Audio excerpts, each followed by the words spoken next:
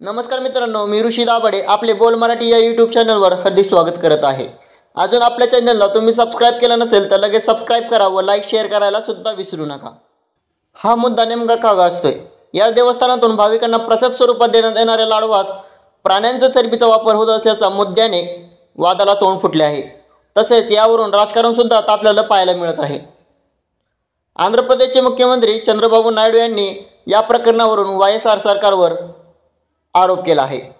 YSR पक्षाने सरकार असताना तिरुपती बालाजी मंदिरात प्रसाद स्वरूपात मिळणाऱ्या लाडवामध्ये तुपाऐवजी प्राण्यांच्या चरबीचा वापर करण्यात आल्याचा आरोप चंद्रबाबू नायडू यांनी केला होता।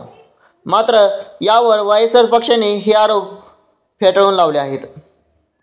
नेमकं कोणते आरोप चंद्रबाबू नायडू यांनी वायएसआर सरकारवर केले आहेत?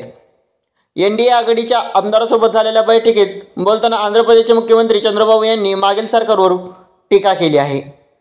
तिरुपती देवस्थानात अतिशय निकृष्ट दर्जाचा प्रसाद तयार केला जायचा असा पहिला आरोप केला आहे। दुसरा आरोप अन्नदानम अर्थात जे अन्नदान मंदिरातर्फे केले जाते त्याचा दर्जाही खालवला आहे असा दुसरा आरोप सुद्धा केलेला आहे। प्रसाद तयार करण्यासाठी लागणाऱ्या तुपाऐवजी प्राण्यांच्या चरबीचा वापर करण्यात आला असा सुद्धा आरोप केलेला आहे।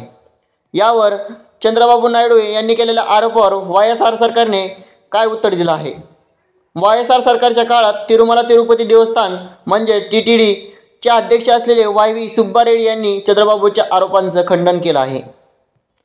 चंद्रबाबूंनी तिरुपती मंदिरामध्ये पवित्र आणि हिंदू भाविकांची श्रद्धाला धक्का पोहोचून मोठे पाप केले आहे असं सुब्बा रेड्डी म्हणाले आहेत। यावर अजून किती राजकारण होते हे पाहायला आपल्याला मिळणार आहे।